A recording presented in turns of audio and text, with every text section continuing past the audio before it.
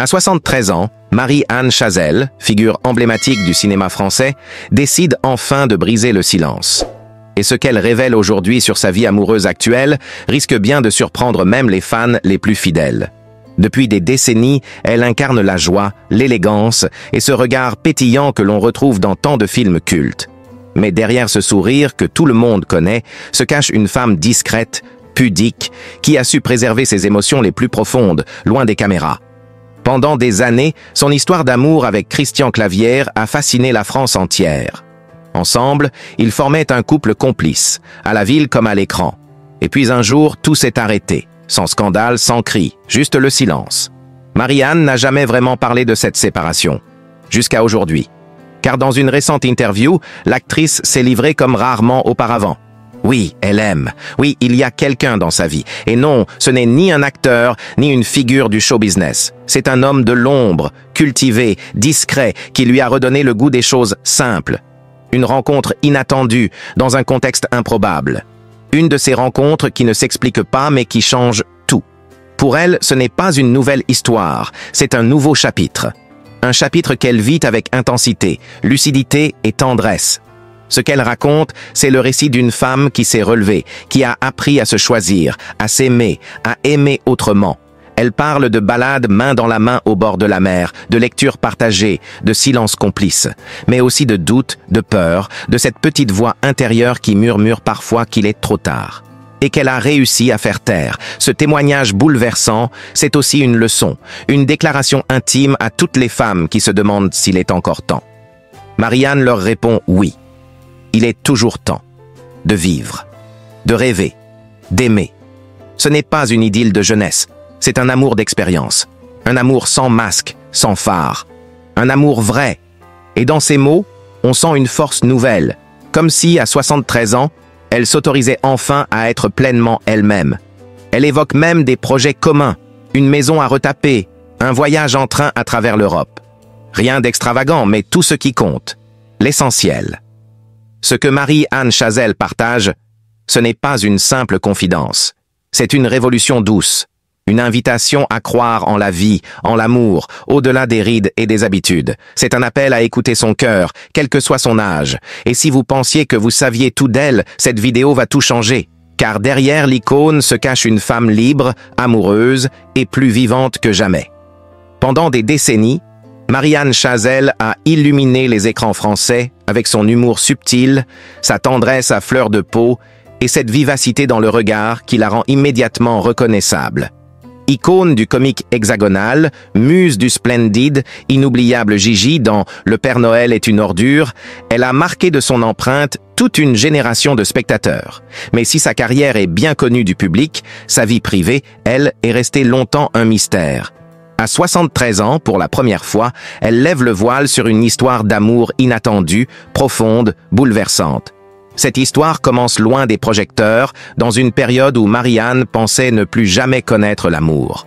Après la fin de sa relation avec Christian Clavière, son partenaire à la scène comme à la ville pendant près de 30 ans, elle avait choisi de se recentrer sur elle-même, sur sa fille Margot, sur sa carrière et sur une certaine forme de solitude choisie.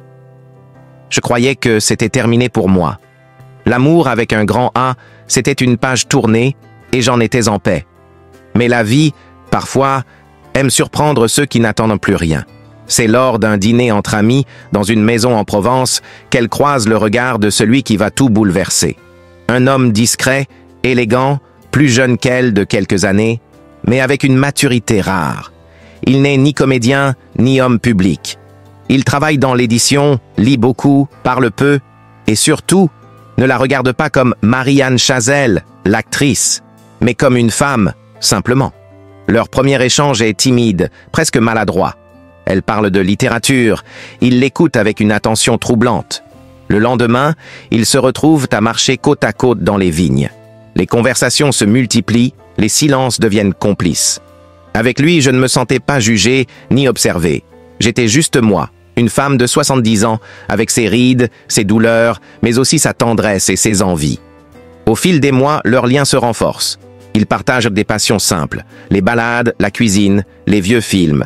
Ils s'écrivent des lettres, comme des adolescents. Ils se retrouvent en secret à Paris, à Lyon, à Arles. Il me redonnait goût à l'attend. J'aimais penser à lui, le retrouver, sentir qu'on avait encore 1000 choses à se dire. Et puis, il y a eu ce voyage. Une semaine en Sicile, dans une petite maison louée au bord de la mer. Pas d'internet, pas de téléphone. Juste eux, les vagues, les livres et les regards. Marie-Anne y découvre une nouvelle forme d'intimité. C'était la première fois depuis très longtemps que je me sentais aimé pour ce que je suis aujourd'hui, et pas pour ce que j'ai été. Bien sûr, il y a eu des doutes, des questions. Elle s'est demandé si elle avait le droit d'être heureuse à nouveau, si aimer à cet âge-là n'était pas une forme d'illusion. Mais il a su la rassurer, la prendre dans ses bras, lui murmurer qu'il n'y avait pas d'âge pour les cœurs qui battent encore. Aujourd'hui, leur relation dure depuis 3 ans. Discrètes, fidèles à leurs valeurs, ils vivent entre 2 villes, prennent soin de leurs familles respectives, cultivent ce jardin secret avec délicatesse. Elle ne dévoile pas son prénom. Il n'aime pas le tumulte, il est mon ancre dans le réel, là où tout est sincère. Marie-Anne Chazelle parle de lui avec émotion, mais aussi avec force. Elle dit qu'il lui a offert le plus beau des cadeaux, celui de se sentir vivante, pleinement. Elle ne veut pas qu'on idéalise leur histoire. Nous nous disputons, bien sûr. Nous avons des désaccords, mais nous nous respectons profondément, et c'est cela, l'amour adulte.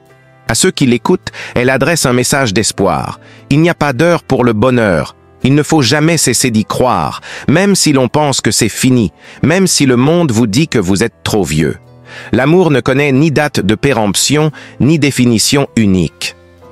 À 73 ans, Marie-Anne Chazelle incarne cette vérité avec éclat. Elle nous montre que derrière les rideaux du théâtre et les souvenirs de cinéma, il y a une femme qui aime, qui rêve encore, et qui ose vivre pleinement sa seconde chance. Une femme qui, loin des projecteurs, a trouvé sa plus belle lumière. Cette histoire commence loin des projecteurs, dans une période où Marie-Anne pensait ne plus jamais connaître l'amour. Après la fin de sa relation avec Christian Clavier, son partenaire à la scène comme à la ville pendant près de 30 ans, elle avait choisi de se recentrer sur elle-même, sur sa fille Margot, sur sa carrière et sur une certaine forme de solitude choisie. Je croyais que c'était terminé pour moi. L'amour avec un grand A, c'était une page tournée et j'en étais en paix. Née le 19 septembre 1951 à Gap, dans les Hautes-Alpes, Marie-Anne est la fille de l'actrice Louba Gertchikov. Dès son plus jeune âge, elle baigne dans un univers artistique. Mais contrairement à ce que l'on pourrait croire, ce milieu ne lui a pas offert une enfance lumineuse. Sa mère, femme forte, d'origine russe, est souvent absente, absorbée par sa propre carrière. Son père, quant à lui, reste en retrait, presque effacé des récits de sa vie. Ce vide affectif, elle le comble par l'observation, l'humour et une curiosité insatiable pour les émotions humaines. Ce n'est pas un hasard si elle choisira plus tard le théâtre comme refuge, comme terrain d'expression et d'exorcisme des non-dits familiaux. La rencontre avec Christian Clavier, naissance d'un duo mythique. Dans les années 1970, alors qu'elle suit des études à Sciences Po, Marie-Anne rencontre un jeune homme au regard vif et à l'humour tranchant, Christian Clavier. Entre eux, c'est un coup de foudre professionnel et personnel. Ensemble, ils fondent la troupe du Splendide avec Gérard Jugnot, Michel Blanc, Josiane Balasco, Thierry Lhermitte, une bande d'amis qui marquera à jamais le paysage du cinéma français. Marie-Anne et Christian deviennent rapidement un couple emblématique, à l'écran comme à la ville. Leur complicité est palpable, leur dynamique créative, explosive. Pourtant, dans leur intimité, ils restent d'une grande discrétion. Pas de tapis rouges en duo, pas de confidences tapageuses. Leur amour se vit en silence, à l'abri des caméras. Une mère présente, une actrice en retrait. En 1983, leur fille unique, Margot Clavier, voit le jour.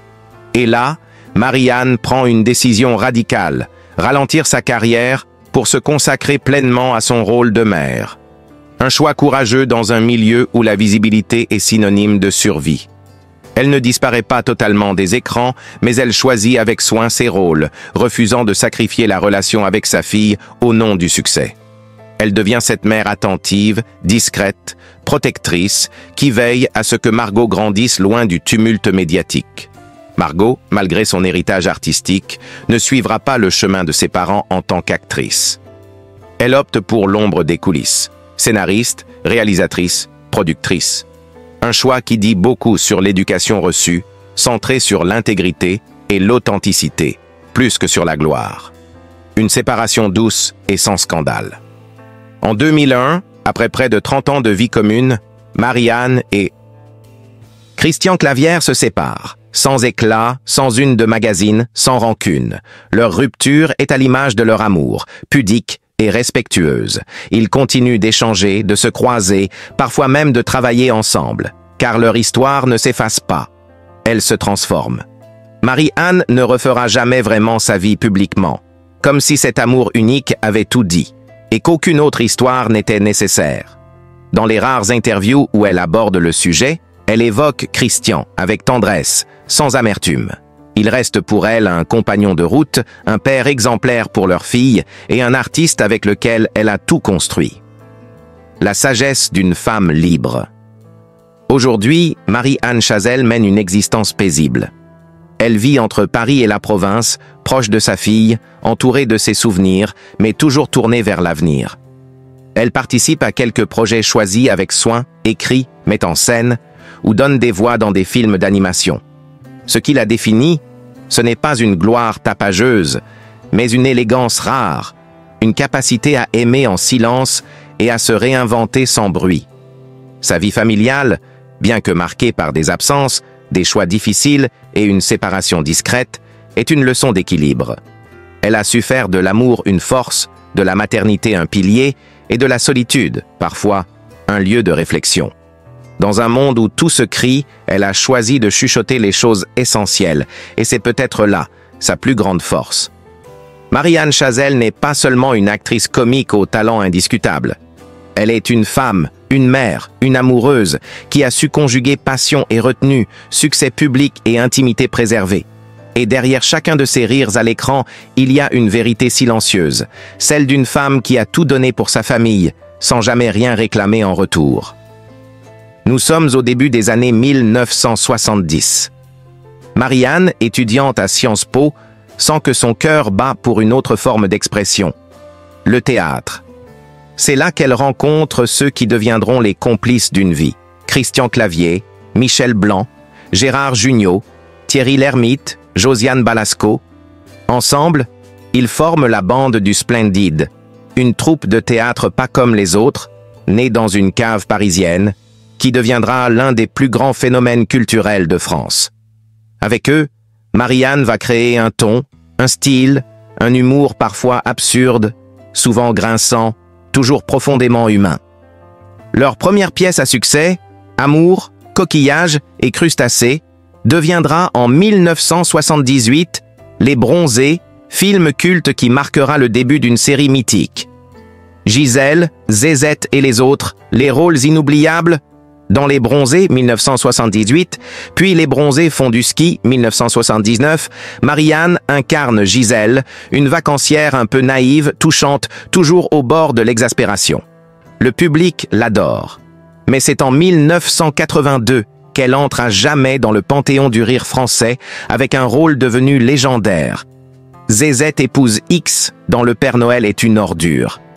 Sa phrase culte « C'est des nouilles, c'est des nouilles, c'est des nouilles » résonne encore aujourd'hui dans les salons français chaque soir de réveillon. Son personnage de jeune femme paumée mais pleine de tendresse est une œuvre de composition rare, mêlant comédie et douleur sociale.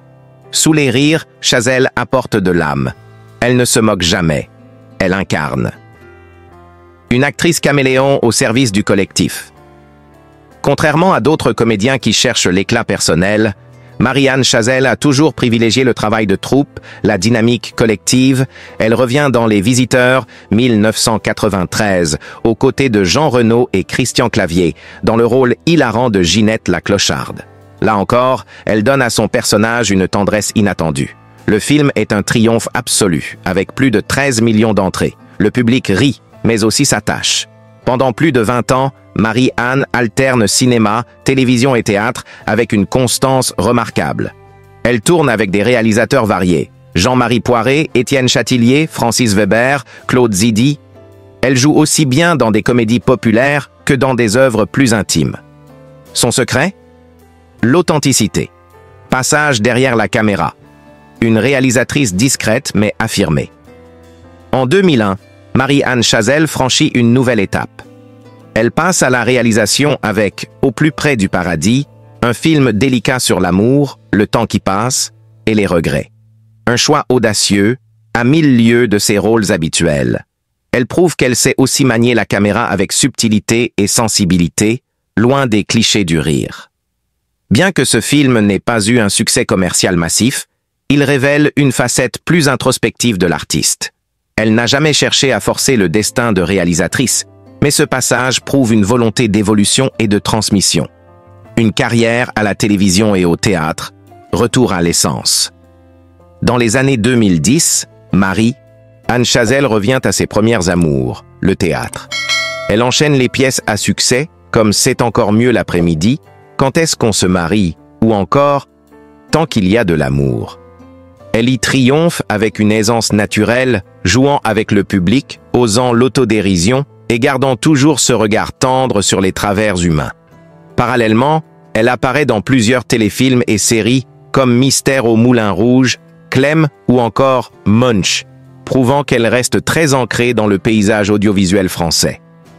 Un héritage profondément populaire et féministe. Si Marie-Anne Chazelle est tant aimée, c'est parce qu'elle a su incarner les femmes françaises dans toute leur diversité. Drôle, vulnérable, tenace, maladroite, fière. Elle leur donne vie avec une finesse rare. Elle a aussi ouvert la voie à une génération de femmes comédiennes et scénaristes, dont sa propre fille, Margot Clavier, aujourd'hui réalisatrice. Elle n'a jamais revendiqué un féminisme militant, mais toute sa carrière témoigne d'une volonté de liberté, de non-conformisme et d'émancipation artistique. Elle a su naviguer dans un univers très masculin sans jamais renier qui elle était. Marie-Anne Chazelle, c'est plus de 40 ans de carrière, des millions de spectateurs, des personnages inoubliables, mais aussi une intégrité farouche, une fidélité à ses amis de toujours et une capacité unique à faire rire sans jamais blesser. Derrière chaque réplique, chaque grimace, chaque scène culte, il y a une femme de théâtre, une passionnée, une artiste complète. Une étoile discrète, mais profondément brillante, dont l'empreinte dans le cœur des Français est indélébile. Dans le monde éclatant du cinéma, où la lumière des projecteurs illumine aussi bien les visages que les excès, Marie-Anne Chazelle fait figure d'exception. Ni scandale, ni démonstration tapageuse de luxe. Elle est de celles qui ont bâti leur fortune dans le silence, la rigueur et la loyauté à un art plus qu'à une image. Et pourtant, derrière la modestie affichée, Marie-Anne Chazelle fait partie des personnalités les plus solides financièrement du cinéma français. Comment cette actrice, fidèle à ses valeurs et à sa bande du Splendid, a-t-elle su transformer ses succès populaires en un patrimoine confortable et sereinement géré? L'histoire mérite d'être racontée. Des débuts dans le théâtre à la conquête du box-office. Tout commence avec la troupe du Splendid.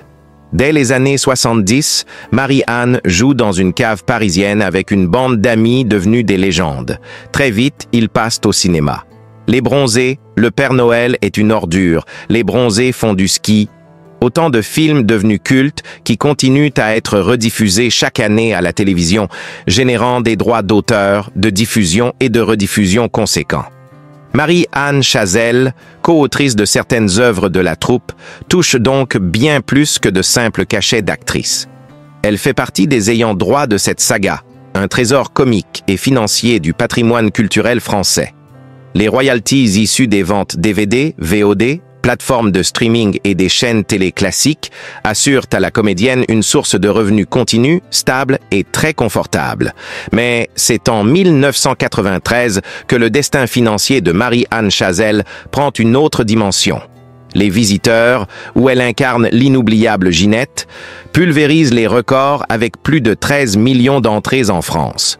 Le film est un raz-de-marée. Son succès se prolonge à l'international, notamment en Allemagne, en Russie et même aux États-Unis. Là encore, les contrats signés à l'époque prévoient des parts sur les bénéfices, et Ginette, personnage secondaire mais inoubliable, devient une pépite dorée. Les suites, bien que moins percutantes, prolongent la manne.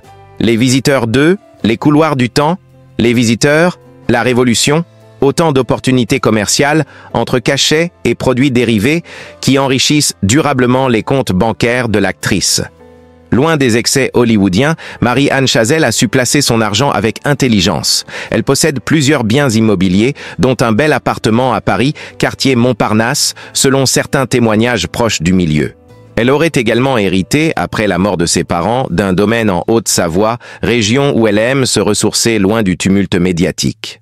On parle aussi d'une résidence secondaire dans le sud de la France, discrète, entourée de pins et de cigales, où elle accueille ses amis de toujours, loin des regards indiscrets.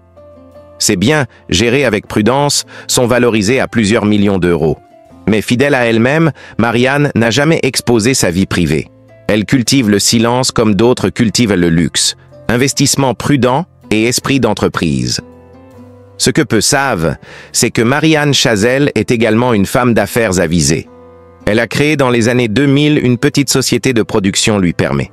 Et tente de développer des projets personnels, notamment pour le théâtre et la télévision. Cela lui donne plus de liberté artistique et une gestion directe de certains bénéfices. Elle a aussi investi dans des entreprises culturelles, notamment dans l'édition et les arts de la scène. On lui prête une participation dans un théâtre parisien de petite taille, dont elle serait cofinanceuse. Ses choix sobres, tournés vers la culture, montrent une volonté claire, faire fructifier son argent sans jamais renier ses valeurs. D'après plusieurs sources dans la presse économique, la fortune globale de Marie-Anne Chazelle pourrait avoisiner les 8 à 10 millions d'euros, en prenant en compte ses actifs immobiliers, ses droits d'auteur, ses placements financiers et ses participations. Cela la place parmi les actrices les plus riches du cinéma français, mais aussi parmi les plus discrètes. Aucune montre clinquante, aucun yacht, pas de red carpet à Cannes avec robe de grand couturier.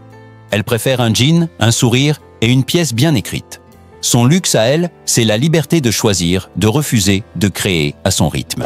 Marie-Anne Chazelle a eu une fille avec Christian Clavier, Margot Clavier, réalisatrice et scénariste.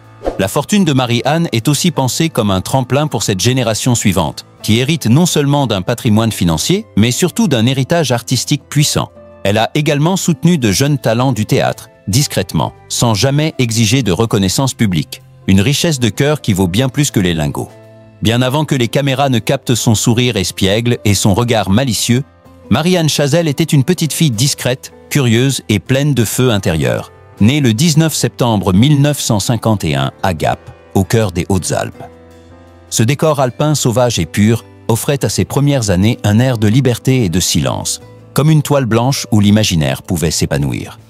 Fille unique d'un couple cultivé, elle est la descendante d'une lignée où la parole, le livre et le débat occupaient une place centrale. Sa mère, Louise Chazelle, était écrivaine, scénariste et grande amoureuse de littérature. Très tôt, Marie-Anne est immergée dans un monde de mots, d'histoires, de personnages. Dans leur maison, il n'était pas rare que les murs résonnent de dialogues de Molière ou de répliques d'Arletty. Mais l'enfance de Marie-Anne n'était pas seulement faite de lecture. Elle était aussi celle d'une observation attentive du monde, comme si elle savait déjà qu'un jour, elle en restituerait les travers sur scène ou à l'écran. À l'école, elle n'était pas la plus bavarde, mais ses camarades se souviennent d'une enfant vive, dotée d'un humour subtil, capable de faire rire sans jamais se moquer. Vers l'adolescence, Marie-Anne découvre le théâtre scolaire. C'est le déclic. Là, dans la lumière chaude d'une scène improvisée, elle sent pour la première fois ce frisson unique. Incarner une autre, vivre 1000 vies, captivée par la voix et le geste. Une vocation naît. Et dans l'ombre bienveillante, sa mère l'encourage sans jamais imposer. Elle lui dit « Joue si cela t'enchante, mais fais-le avec le cœur et l'intelligence ». Une phrase que Marie-Anne portera en elle comme un serment.